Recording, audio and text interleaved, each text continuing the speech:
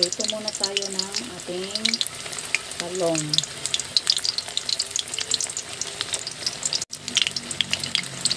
Ayan, mag-prito muna tayo ng ating talong. Gagamitin natin mamaya.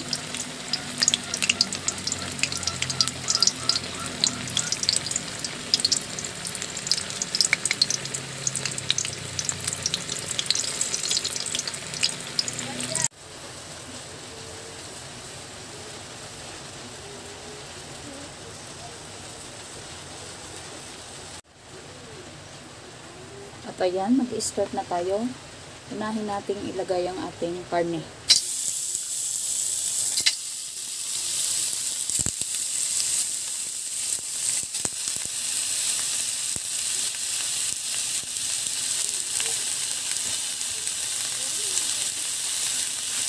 Meron tayong malalaking hiwa ng karne at maliliit.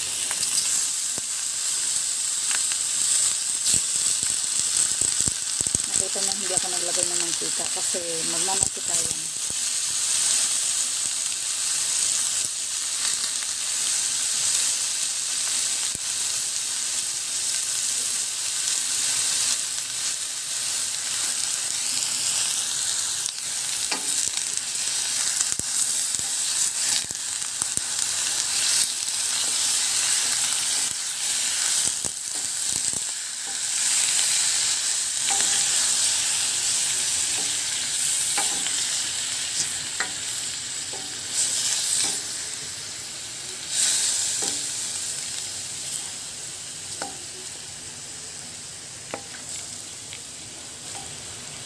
Hintayin natin siyang mag brown ng kaunti.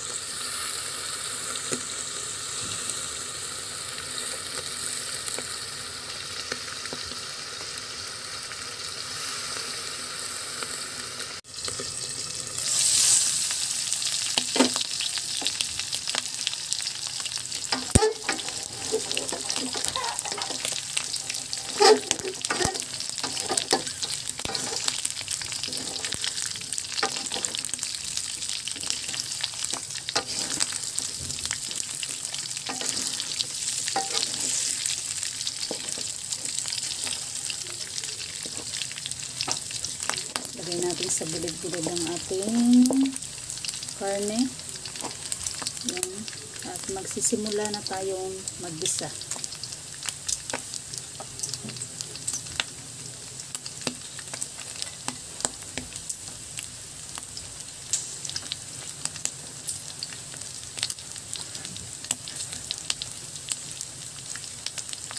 Unahin ko ang sibuyas.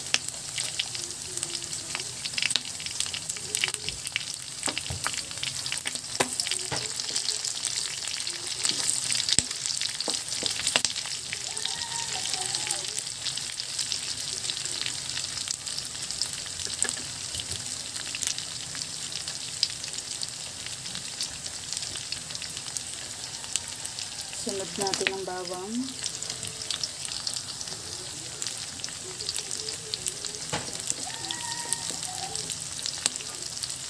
Hintayin lang natin medyo mag golden brown siya.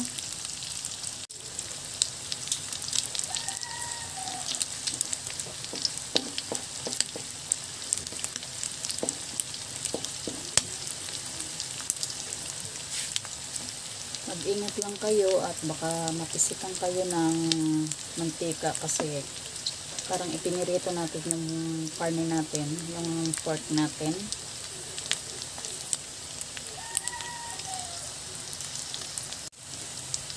At ngayon naman ay maglalagay tayo ng kamatis, tomato.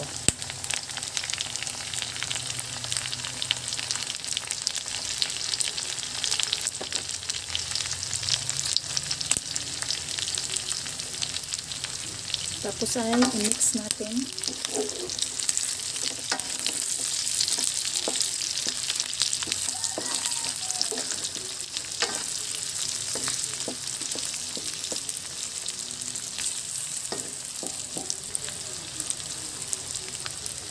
Simmer lang natin ng mga at least 1 minute.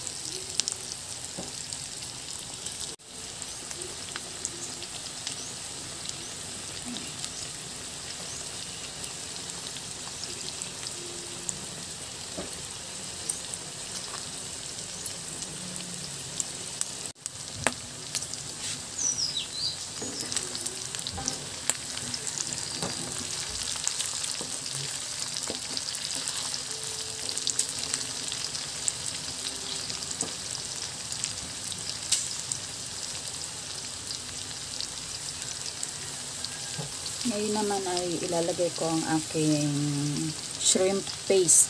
Shrimp paste ang ginamit ko. At ngayon ay ilalagay natin ang ating shrimp paste. Shrimp paste ang ginamit ko dito. Tapos ay hahaluin natin. Okay, haluin natin. Parang i-dissolve natin. Shrimp paste ang ginamit ko. Hindi ako gumamit ng fresh na maliliit na hipon. Shrimp paste to.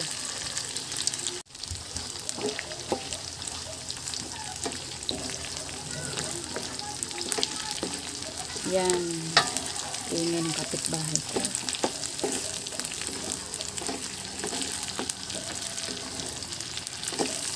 Haluin lang.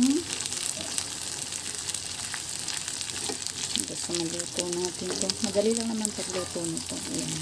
Tingnan nyo, parang nag-aano na siya. Hindi, iba na siya.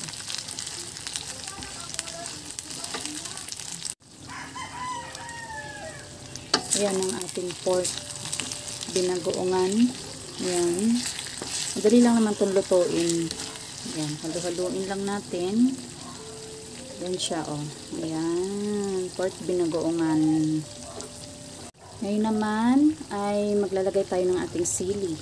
Yan. Yung siling maliliit ang ginamit ko. Ayan. At maglalagay tayo ngayon ng sugar. Lagay tayo ng 2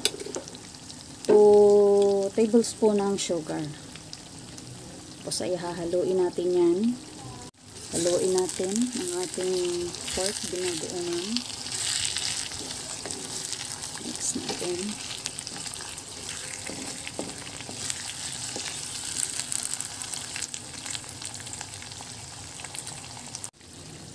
At ngayon naman ay maglalagay tayo ng suka. Vinegar. Ayan. Mga half ng glass. Ganon ang ginamit ko. Suka dyan. Tapos ay haluin. Haluin natin para ma-mix dyan.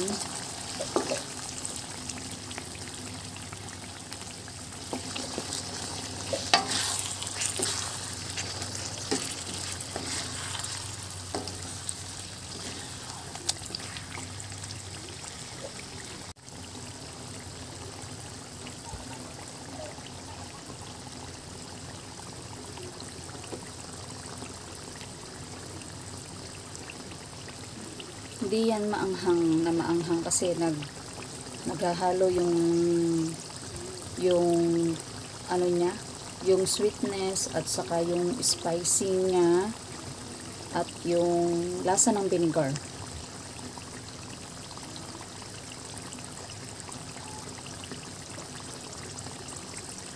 Meron pa akong idadagdag na green chili dito. Yan.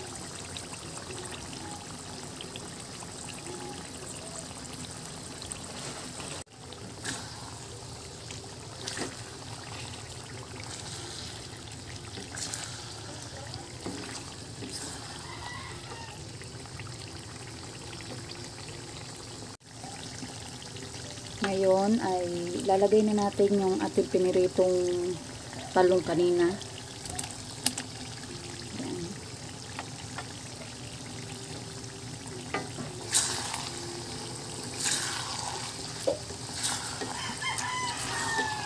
Yan. At luto na to. Okay na to siya.